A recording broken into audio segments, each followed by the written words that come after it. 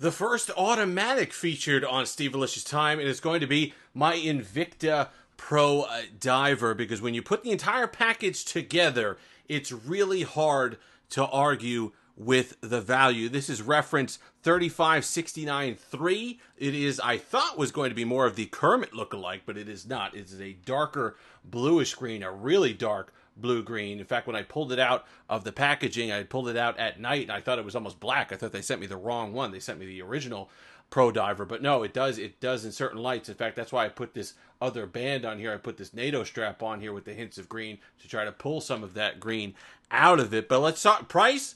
$99, but you know, Invicta, you can have them on sale all day long. $79 is what I paid for mine. Now let's talk about what you get for $79. Then I challenge you to find me a better value. Number one, the movement. NH35A, the Seiko stalwart, been around for, I don't know, a billion years. Any watchmaker worth their salt can work on it with a hammer.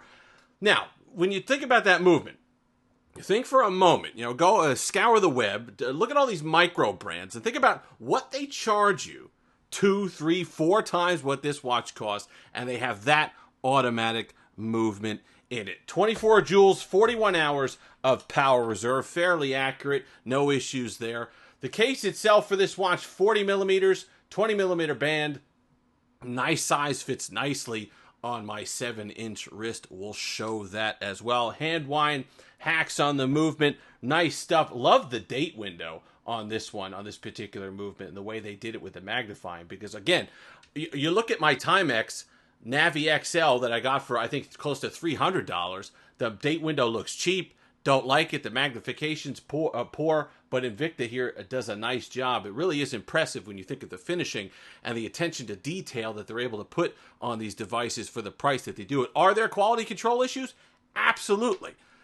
To be expected, but you could always return it. You could get another one, get it through Amazon, through their site, whatever it happens to be. You could exchange it. This is a GMT that I have of theirs, a quartz GMT, and it's tough to tell here, but a lot of times, the bezel doesn't quite line up with the 12 o'clock marker there. You could see on the bezel. So little things like that might annoy you, but on the whole, the value that you get is quite impressive. Let's talk about the bezel on this particular reference, the Pro Diver. You got 120 click unidirectional bezel. It's nice. It's pretty standard for a diver at this point. The bracelet is nice. I took it off the bracelet because I happen to like my stuff on NATO straps here. That's why I put this one on here from CNS Bands, because I wanted that.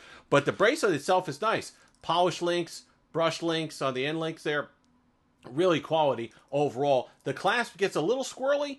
It's not bad. It is a stamped clasp, but what could you expect at this price range? It's got kind of you really got to kind of get in there to get it out, but it does the job, and the actual clasp lock itself feels nice and solid, so no issues with the bracelet there. I just happen to take it off. The one thing you have to watch with the Pro Diver, though, is because of the exhibition case back, look at the height that adds there. In fact, this is the quartz, just for reference, and you can see here, kind of, the NATO doesn't add a whole heck of a lot there. This adds a lot to the height of the watch. I'll put in a better video of me wearing it there so you can see just how much. So if you're afraid of it sticking out, clipping on stuff, catching on stuff, banging into stuff, then that's something that you need to watch out for this particular watch. Yeah, I don't want to hear it with the Rolex stuff. I don't want to hear with the homage stuff and whatever. It's just a rip-off or a fake. Enough. They're not. They're a legitimate company selling their own stuff. And how many companies out there have Rolex homages? Have basically Submariners or whatever with the Mercedes hour hand, with the whatever. It's basically a type of watch at this point. Here we go. Look at this. We got the Harborside from Timex. Look, Mercedes hands, Pro Diver look, all the rest of it, which is a take on the Tudor Black Bay, which is, guess what? A take on the Submariner. Okay? So you could do that all day long. Now, I don't want to hear it with the snobs. This is a nice watch. If you're getting into watches, if you want to try out an automatic, it's great as a first automatic, 200 meters of water resistance. You have no issue there. They got the kind of mineral crystal, whatever they have on there. It's not going to be sapphire at this price, of course, but you get a nice mineral crystal there. It feels good. It looks good. The movement's nice for an inexpensive movement. It does well. There's a lot of inexpensive Miyota movements that when you get from 3 o'clock to 6 o'clock, the second hand is seizing up and all kinds of stuff and delaying and stuttering. This one is perfectly fine, smooth all the way around. It's that Seiko quality that you get automatic, and you can do the hand winding. It's a great entrance into automatic watches and just watch collecting in general. It'll fit in anywhere. It's never going to be out of place at any event, whether you're doing sports, whether you're out to dinner, wherever you happen to be, this watch has a place. So it's a great fit for in any collection, especially when you're talking about sub $100. Overall, I like it. I've been wearing mine a lot since I got it.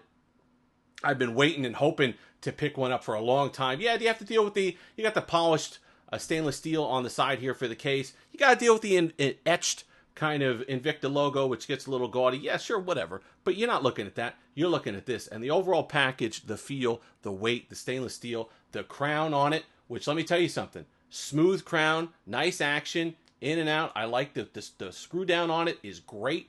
Between that and the bezel, again, I've had micro brands, ones that I've gotten that whether they forgot to oil them or whatever the case happens to be, tough, hard to screw in, tough to maneuver for $300 and $400 more than this watch here. So are there quality control issues to worry about? Yes. Would I test that 200 meters of water resistance and go swimming and scuba diving and all the rest of it? Probably not. But if you understand what you're getting, if you like what you're getting, if you want that look for sub $100, you can do a heck of a lot worse than this Invicta Pro Diver. They've been around for a while now.